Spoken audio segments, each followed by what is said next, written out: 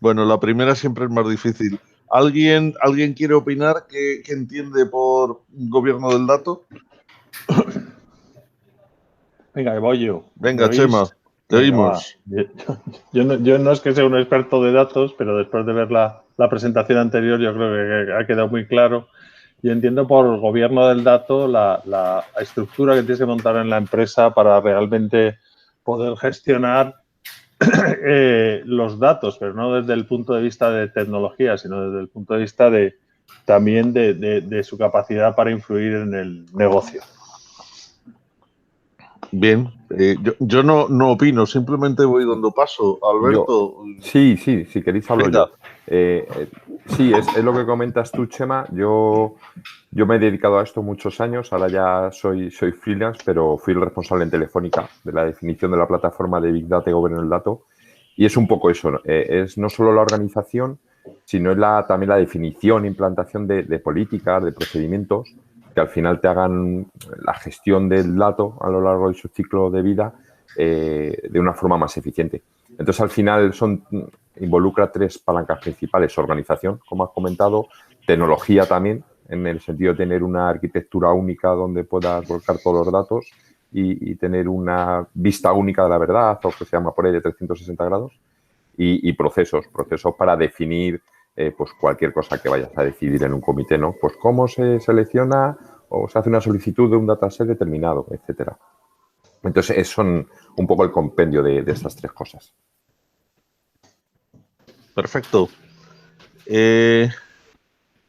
Enric o Íñigo. Sí, yo lo veo más como un poco la definición, impacto, scope, impacto legal de nuestros datos en una organización, pero de forma agnóstica, sin hacerlo depender de la tecnología. Poco. Sí, yo coincido un poco con lo que habéis dicho. Yo que vengo un poco del mundo más funcional, yo lo que suelo ver y el problema que suelo encontrarme cuando iniciamos estos procesos de gobierno de datos es que por lo general falta mucho conocimiento y un poco de cultura de gobierno en lo que significa, y un poco lo que intentamos siempre hacer nosotros ver a la gente es que el gobierno es, de alguna manera, es entender los datos, la información que estamos manejando para el desarrollo de un poco de toda su gestión de la empresa, ¿no? Entonces, para mí sería algo así como dotar de literatura, de una especie de diccionario general, toda esa información que manejamos en nuestro día a día para desarrollarse. Bueno, pues nos acaban los 9 minutos, nos ha dado tiempo para una pregunta. Os enseño las otras dos, las comento por si queréis pensar sobre ellas y nos tenemos que ir a la sesión general. La segunda pregunta que teníamos lanzada por Miquel es cómo involucramos la organización en un proceso de data governance, y la tercera es quién tiene que liderar tal proceso. Pero bueno, me temo que tendremos que seguir debatiéndolo en otras conferencias otros años, porque nos tenemos que ir corriendo a la sesión general. A comentaros que yo, bueno, ya digo que no es mi misión hablar, sobre todo es la vuestra. Os quería traer también la atención de lo que se entiende en muchos entornos de diferencia entre gobierno y gestión. Digamos que gobierno es fijar la estrategia y gestión es desarrollarla, ¿no? Por poner un símil muy burdo, cuando te montas en un taxi y le dices llévame a Segovia, estás gobernando, ¿no? Y entonces el taxista te dice, ¿pero quiere ir por la autopista de peaje o quiere ir por el otro lado? Y dice, mire, usted gestione cómo me lleva, yo quiero ir a Segovia, ¿no? Es un poquito una explicación también de otra naturaleza más pedestre que a los neófitos a veces también les ayuda, ¿no? Y nada más. La pregunta es muy lógica, en el sentido, ya que todo está en la nube, ¿aún tiene sentido, según vosotros, tener un front-end on-premise? Y nada, podéis ir contestando por turno. Alberto, va. Estaba reflexionando un poco sobre la pregunta. Bajo mi punto de vista, no tiene mucho sentido, porque a día de hoy entiendo que os referís a front-end de DBI, a la herramienta de visualización, tipo Power BI o Tableau y demás. Exacto, Tableau, y todas estas herramientas que están en el cuadrante líder de Gartner tienen su versión web, ¿no? Ya es. Sí, pero son nativas web. Algunas no. Entonces, hay algunas que son aún, hay que descargar un client, tienes un client Windows, lo tienes que instalar y todo eso. Yo no creo que tenga mucho sentido a estas alturas ya de la historia. Pero vamos, es mi opinión personal. Vamos. ¿Íñigo? Bueno, pues yo que justo estoy en temas de BI y demás, yo he de decir que bueno, que sí que avanzamos hacia un punto de cloud y demás y que, bueno, dependiendo un poco del tamaño de la compañía, no sigue están en ese camino, pero la realidad es que distamos mucho todavía de eso y la realidad es que nosotros desde Deloitte desarrollamos muchas plataformas de BI para todavía en muchísimas organizaciones muy grandes a nivel banca nacional porque lo necesitan para su uso diario. O sea que para mí sigue teniendo cierto sentido porque por lo que sea, toda la implantación de cloud todavía no tiene mucha aceptación. No, y sobre todo porque existen servidores, sobre todo dentro de las entidades financieras, que aunque se están migrando. Pero una pregunta, Íñigo, ¿te refieres? Sí. Porque yo entiendo, claro, que la gente que diseña informes y demás, pues pueden tener los desktop, ¿no? De cada herramienta de BI, pero luego cuando publicas y compartes para que la gente analice los datos, ¿no? Y que llegue esa información a todos los empleados, por ejemplo, de una organización, sí que es ya embebido, ¿no? En HTML y demás. O sea, la parte del frontend para análisis o la gente tiene normalmente o lo comparte en vía desktop. Por lo general sí se comparte a nivel servidores locales, porque al final, al menos con la gente que trabajo yo, que es un poco la gente que hace analítica de datos y la parte de tecnología para el desarrollo, sí que lo necesitan. Y luego yo creo que más que el tema es puro coste económico y es un coste de implementación y desarrollar todo eso. Por eso decía que yo lo veo muy en mi día a día, que todavía se sigue utilizando herramientas en local y va un poco en esa línea. Sí, Alberto, en las empresas, en los bancos sobre todo. Yo que me dedico también un poco a hacer consultoría y asesoría, lo que sí veo es que sigue la tabla dinámica como la gran protagonista del análisis de datos. Completamente.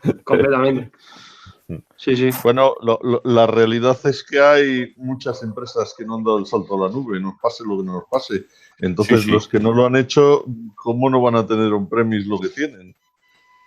Claro. Entonces, bueno, yo creo que la pregunta sería, dice, si estás en la nube, ¿tiene sentido tener el frontend no en la nube? Yo creo que eso sería una pregunta un poco más refinada, ¿no? Sí.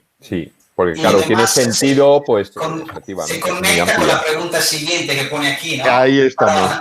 Esa es la segunda pregunta. ¿Fuente de datos on-premise? ¿Tiene qué? ¿Tiene sentido tener fuente de datos on-premise? O sea, que ya... físicamente la clásica base de datos de Oracle. Pues un poco lo que decía antes y lo que ha comentado Íñigo, claro. Si al final llevas una historia muy larga y has hecho inversión en infraestructura, pues oye, amortízala, pero si tienes que empezar desde cero a montar un Data Warehouse fotovoltaico, pues apaláncate, ¿no? En estos servicios que van con OPEX y son mucho más, financieramente hablando, ¿no? Más rentables, pero bueno. Volvemos un poco a lo mismo, claro, dependiendo de la cultura y de lo que tengan las organizaciones ya, claro. O sea, como siempre, detrás de la gobernanza del dato. Miquele, ¿hasta qué hora nos toca? Porque deberíamos volver a pasar ya a la sesión. ¿No nos da tiempo para una última pregunta? Bueno, tú la lanzas y la gente va haciendo sus reflexiones interior. Mi pregunta era saltar sobre todo a la última. El tema de que oímos constantemente esta palabra, que los que no vivimos el día a día el dato, pues democratizar el acceso al dato es barra libre. Y entonces, si esto es barra libre, porque llamarlo democracia, pues no sé, democracia es otra cosa más que acceso libre. Pero bueno, eso, ¿qué pasa con aquí están los datos, que los use quien quiera y para lo que quiera. Yo acabo de oír en una presentación que como tú estás trabajando con la cloud, ahora tu empleador puede hacer con eso lo que quiera sin límite. Me pone nervioso, ¿no? Pues es un poco lo mismo. ¿Qué pasa con democratizar el acceso al dato? Bueno, dos preguntas, dos cosas para animar un poco la cosa, ¿no? Y que para vosotros, bueno, pues deben de ser familiares, ¿no? La primera es, ¿qué es esto de ágil? ¿Cómo definimos ágil? Íñigo, si quieres. Bueno, pues yo creo que esto de la Agile que ahora está tan de moda y demás, es yo al menos lo veo en muchos proyectos que hago, ¿no? Pero la realidad es que luego no va así, ¿no? Porque al final las iteraciones siguen en el día a día, hasta que uno no acaba no se desarrolla otra cosa. Es un poco, yo lo que entiendo, ¿no? Así, digamos, la definición, digamos, puramente del Agile, es que se vayan haciendo piezas de un puzzle, ¿no? De manera lineal y luego, pues, de manera final, ¿no? Se aglutinen todas esas piezas para hacer el desarrollo único. Pero lo que yo veo es que no se hace así realmente. No sé tú, Alberto, si tienes o Carlos tenéis otra manera de verlo, pero yo eso es lo que veo en mi día a día. Yo sí, yo la experiencia propia en mis carnes sí, a mí sí me ha funcionado. O sea, yo he trabajado, trabajé como unos 14 años en Telefónica de España como responsable del Data Warehouse y todo el trabajo que hacía con mis proveedores, con Everis, Indra, Accenture, ¿no? Los que tuviera en cada bloque, lo hacíamos con Waterfall en cascada y era muy poco ágil. O sea, no terminaba de funcionar bien. Y luego mi última etapa en corporación, en Telefónica S.A., con Chema Alonso, que era mi jefe, el Chief Data Officer, ahí sí que todo el mundo trabajaba, venía de una cultura Agile, y de hecho yo estuve en el rol de Scrum Master un par de años y de Data Owner otro, y sí que nos ha funcionado muy bien, tío. Sí, pero éramos muy estrictos, ¿sabes? El Scrum Master, hasta que no estaban las historias de usuario refinadas en el backlog, no pasaban. O sea, y entonces ves si hay un poco de, ¿cómo decirlo? No de látigo, sino de el seguir un poco la filosofía Agile. Yo sí que, a mí sí que me ha funcionado y los proyectos van mucho mejor, más fluidos. Y en cuanto a la definición, pues no lo sé, tío. Supongo que hay un montón de definiciones. Para mí, yo casi me quedo con la entrega temprana de valor al cliente. ¿Sabes? Que no ve como cuando trabajaba en cascada, que a los 3 meses veía a lo mejor el modelo de datos o el cuadro de mandos y luego decía, hostia, esto no me termina de cuadrar y tal. Si vas viendo el producto mínimo viable, ¿no? Cada 3 semanas, cada sprint, si el cliente va viendo, ¿no? Qué pinta va teniendo y te va rectificando sobre la marcha, te va cambiando requisitos, es mucho más ágil. Para mí es esa la definición, entrega temprana de valor, yo creo, al cliente. Vosotros, Alberto, ¿sigues en el Idioma en Paz o estás en otro sitio ahora?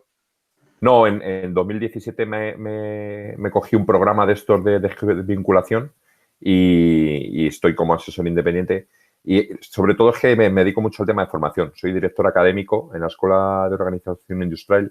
Soy el director del programa de Big Data, de Big Data Analytics. Entonces, compagino la formación con asesoría. Ahora mismo llevo asesorías de gobierno del dato a un par de empresas y empiezo otra la semana que viene. O sea que... Me gustaría hablar contigo. Pásame cuando puedas por el chat o donde sea un correo. Yo creo que os he invitado, o sea, os he enviado una invitación por LinkedIn a los que estamos en esta sala. Muy bien, vale. Yo no sé si queréis pasar a la siguiente pregunta. Si hablamos de ágil es un tema muy interesante. Yo por mi formación vengo del mundo de la ingeniería aeronáutica. Yo soy doctor ingeniero aeronáutico en su momento. Y claro, esto de hacer un satélite, que es un proyecto de 20 años a base de iteraciones de productos mínimos viables, no es operativo, no es viable, ¿no? Claro. Yo que siempre he estado vinculado a la seguridad y el cumplimiento, estas cosas nos ponen muy de los nervios a los que nos tenemos que ocupar del cumplimiento, sobre todo no porque no creamos una filosofía ágil, una filosofía de productos mínimos entregables, sino porque generalmente eso arrincona las medidas de protección, cuando a lo mejor deben de ser parte integral de ese producto mínimo viable. Lo que pasa es que, bueno, eso ya depende del equipo, cómo es gobernado y esas cosas. Yo creo que eso es un defecto más de implementación que un defecto de la metodología, ¿no? Y luego, no sé si conocéis o habréis leído el opúsculo de Stallman, que habla de la catedral y el bazar, ¿no? Entonces, bueno, yo creo que hay que tener una sensatez extrema y mucho cuidado en no querer hacer una catedral con tecnología agile y que desde luego no sacas adelante un bazar planificándolo como una catedral. Y yo creo que eso es un poco ese equivalente y esa sensación. Y bueno, pues sí, nos vemos por la presión de los resultados a corto plazo y la competitividad de las empresas teniendo que generar productos mínimos viables, pero queremos que nos opere del corazón un señor que solo ha estudiado la lección de operar rodillas. Es un poco esa reflexión que queda siempre entre el agile y el planificado, ¿no?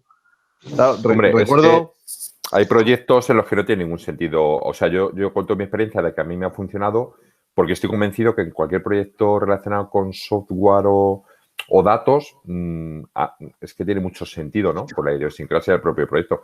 Pero si te dedicas a construir frenos para trenes o a la aeronáutica o a hacer casas, pues es que el intentar meter Agile por meterlo con calzador, pues es que ahí sí, cuando tiene los requisitos muy claros es que no tiene ningún sentido. Mira, yo ahí tocas el punto. Quiero decir, generalmente cuando empiezas cualquier cosa nueva es que no sabes lo que quieres. Al final, el cliente no lo sabe, tú no sabes cómo hacerlo y es mejor ir haciendo juguetes que no tirar de la piscina. Recuerdo hace años un amigo que estaba en un proyecto con un banco y decía, hemos empezado el proyecto. Dice, hemos juntado 100 mesas en una sala y nos han mandado 100 analistas. Ahora vamos a ver qué es lo que hacemos. Dice, joder, qué forma de trabajar, ¿no? Nosotros, por ejemplo, el sistema transaccional de juego de loterías es imposible desarrollarlo a base de incrementos de productos mínimos viables. Es como los frenos, o sea que sí hay proyectos de software que sí necesitan otra aproximación más pesada. Y yéndome a otra analogía, no es lo mismo subir al Himalaya que hacer una expedición alpina rápida, ¿no? Entonces, llevarte una expedición de campo base para subir el Mont Blanc, se muere la gente de risa y están matando mosques a cañonazos y sin embargo intentar subir a lo alpino en el Himalaya, pues generalmente pues lleva a muchos éxitos y a muchas muertes por el camino, ¿no? Tenemos 4 preguntas que nos ha servido aquí Michele. La primera es la que yo llamo cariñosa y coloquialmente aquello de Simon o Garfunkel, ¿no? Inmon o Kimball. Bueno, yo creo que es una discusión bastante técnica y que no sé si en estos cortos minutos os puede resultar de interés. Os cuento las otras y vosotros mismos decidís. El segundo es modelos desde cero prefabricados, OLAP, ROLAP, In-Memory, Data Virtualization o cómo mejorar DMS 2020. Estaba un poco de rondón, pero es lo que hay. A ver, os paso las preguntas. Inmonokilval, modelos desde cero prefabricados, OLAP, ROLAP, In-Memory, Data Virtualization y cómo mejorarlo, ¿no? Bueno, pues no sé si queréis comentar alguna o... Yo aquí tengo poco que aportar porque es que ni siquiera me suenan los términos. Es complicado. Es complicado. Hombre, yo he estado refrescando mi historia a ver eso del OLAP y el ROLAP y el Memory y algo puedo decir. El Inmono-Kimball, la verdad es que es para echarle media hora. Alberto, tú que has estado más centrado. Sí, bueno, yo de esto sí... A ver, Inmon o Kimball son las 2 personas referentes en la construcción de data warehouses. Kimball promovía la construcción de un data warehouse como la unión de diversos data marts pero siempre a través de dimensiones conformadas. Es decir, que si tú estás en una empresa y por ejemplo, que crees una tabla de productos, que sea el master data, ¿no? La tabla maestra de producto, de clientes, y que se utilice esa independientemente de luego de que si las tablas que construyes de métricas y de hechos en cada una de, por ejemplo, en ventas, en operaciones, etcétera, que luego estén unidas por las mismas dimensiones conformadas, de tal forma que se forman como decía Chema, una especie de constelación de estrellas, ¿no? Ajá. Y Inmon es más enfocado a no voy construyendo en base a pequeños departamentos, ¿no? Y voy haciendo crecer el data warehouse, sino toda la información que tengo en la compañía la cargo, hago un copy-paste de los transaccionales en el data warehouse y a partir de ahí lo que voy construyendo es diversos agregados o vistas, pero con un único data hub, digamos. Y son los dos enfoques, uno es top-down y el otro es bottom-up.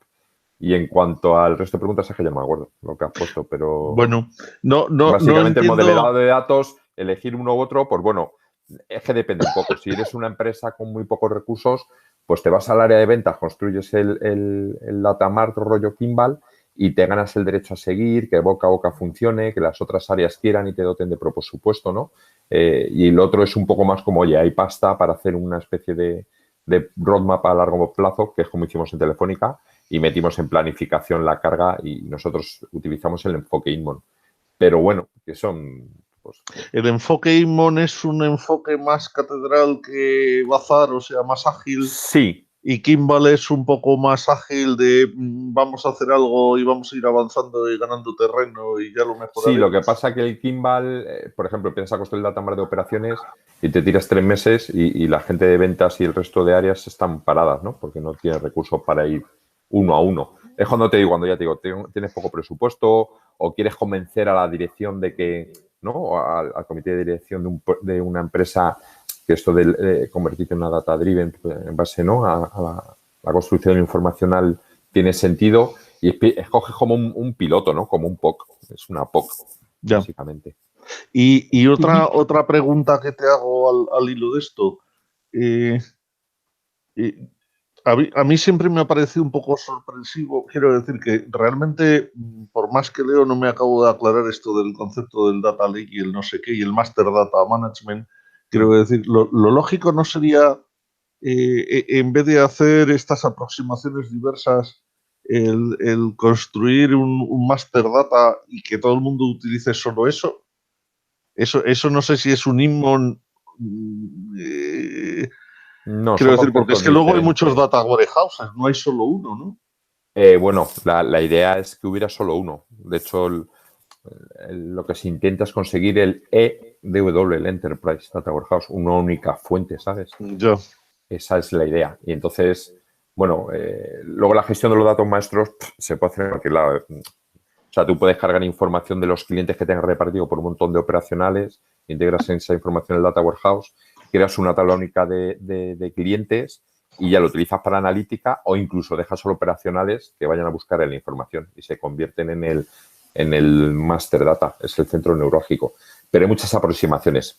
Y lo del data lake es la nueva tecnología Big Data que te permite almacenar en blob storage, o sea, fotos, PDFs, que en una base de datos relacional o de BI más tradicional no puedes almacenar ese tipo de información para hacer analítica posterior. Básicamente son esos los conceptos. O sea, un data warehouse es muy parecido a un data lake. El data lake lo que pasa es que es un control C, control V de información en bruto y la idea es cargar todo ahí y luego a partir de ahí, ¿sabes? Hacer refinamientos, ETLs e ir alimentando los diferentes data warehouses o data marts. Es como un estadio previo. Vale, yo es que ya te digo que cuando llegas y vas estudiando y no es tu caso, el encontrar esos grandes ideas generales para enmarcarlo todo se vuelve complicado, ¿no? O te dedicas a esto, o sea, yo porque llevo 20 años currando en esto, pero... Me falta un data management for dummies, ¿no? Es a lo mejor. Pues a lo mejor existe, ¿eh? Yo seguro que existe. Pues no me extrañaría, me falta buscarlo, ¿no? Bueno, ya digo, yo no sé, en principio creo que la mesa redonda debería de empezar en unos 5 o 6 minutos y debería de ir preparando algo. No voy a tener mucho más tiempo por esto de estar con vosotros. sí es muy interesante o muy importante que comentéis o mandéis a Michele impresiones de qué se podría hacer mejor. Yo, Vale. es un equilibrio complicado, no sé si está, no sé qué soluciones hay. Los bailes de estar cambiando constantemente de sala o de meet es un poco, digamos, genera fricción, ¿no? Y los periodos de 9 minutos se quedan muy escasos. Nosotros porque somos 3, pero imaginaros un sitio donde hay 16, ¿no? Yo personalmente tarda poco en cambiar de sala, es verdad que como somos poquitos, pero sí que habéis metido yo creo que mucho contenido, ¿no? Joder, al final necesitas hacer un pipí break y te tienes que fumar un rato de alguna sesión o levantarte a estirar las piernas, ¿no? a tomar un café o no sé, creo que es demasiada condensada la agenda, pero bueno, como tengo un correo de Nico, pues le responderé con copia a Michelle y pondré estas cosas, ¿vale? Pues muchas gracias.